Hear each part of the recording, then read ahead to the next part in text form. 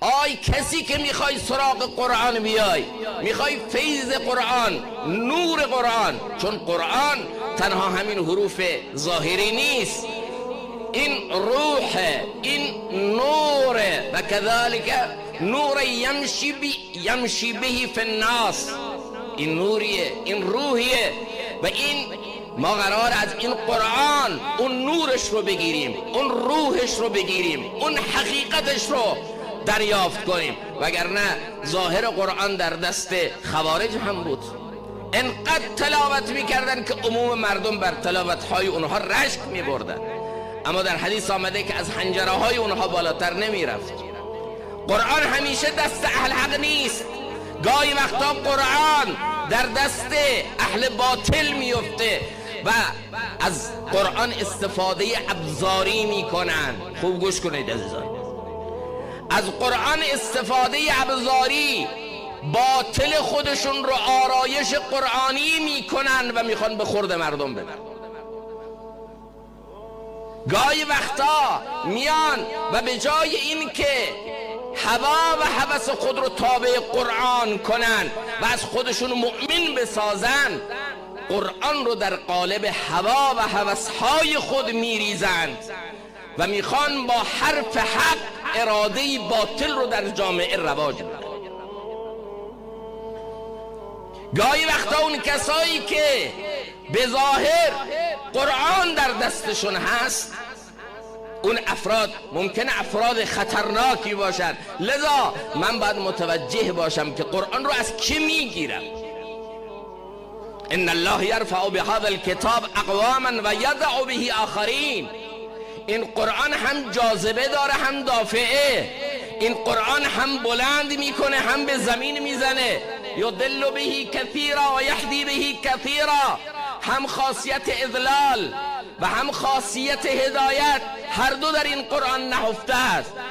یکی میتونه این قرآن رو به دست بگیره مثل عبدالله ابن ابی سرکرده منافقین و از این قرآن هوا و هوس‌های خودش رو توجیه و تعبیل‌های باطل بکنه، و گاهی وقتا هم میشه که یه فردی مثل عمر بن خطاب این قرآن رو به دست میگیره و اسلام رو تبدیل به یک قدرت بلا منازع جهانی میکنه.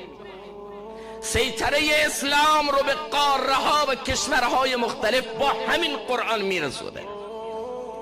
و وقتی که یک زمانی به عمر میگن یه خورده دبدبه و کبکبه و اون تشریفات شاهی رو رعایت کن، ما نمیگیم تو تکبر کن، ما نمیگیم تو خیلی اسراف و تبذیر کن، ظاهر خودتو یکم حفظ کن، در حالی که کفشهای خودشو به گردن آویزون کرده بود با شجاعت گفت ما با اسلام عزت پیدا کردیم، ما با قرآن به عزت ها رسیدیم.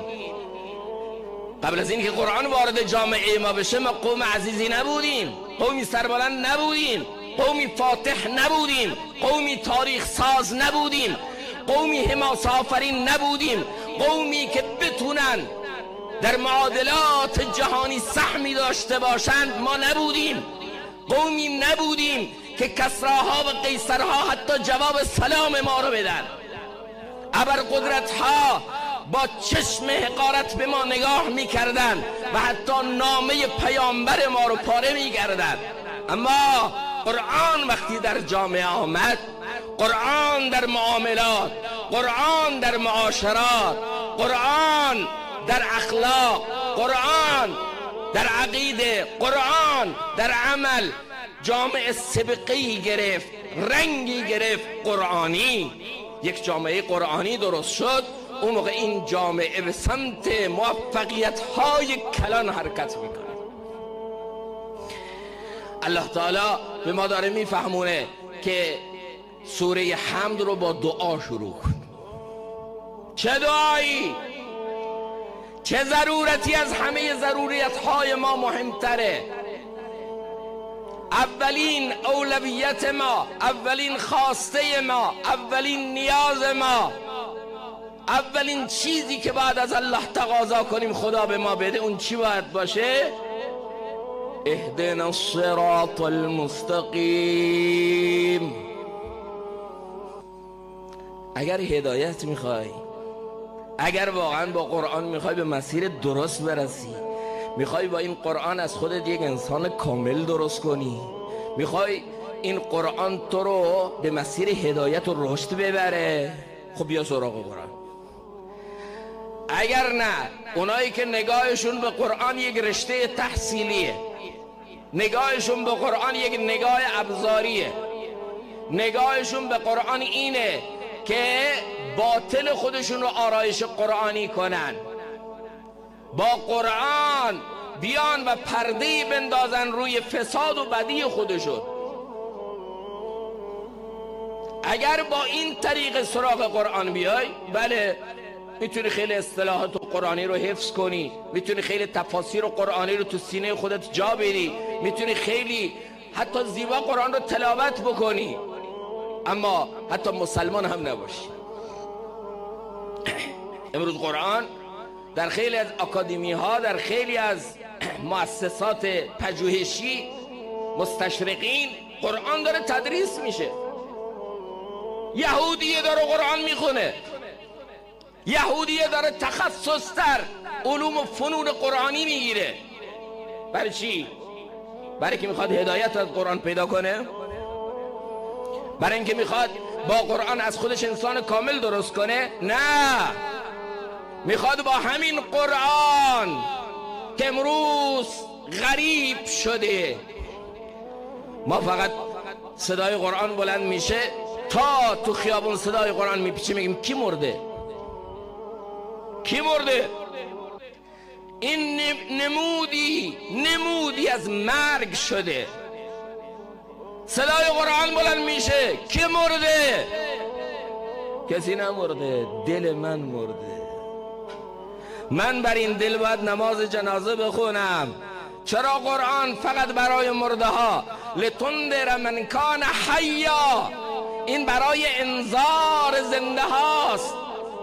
این قرآن برای اینه که از سیاست قرآنی، از حکمرانی که قرآن گفته، اقتصادی که قرآن گفته، اخلاق و تزکیه‌ای که قرآن گفته، معاشره‌ای که قرآن گفته، تو از اینا برای خودت چیزایی برداری و از خودت انسان کامل درست کنی.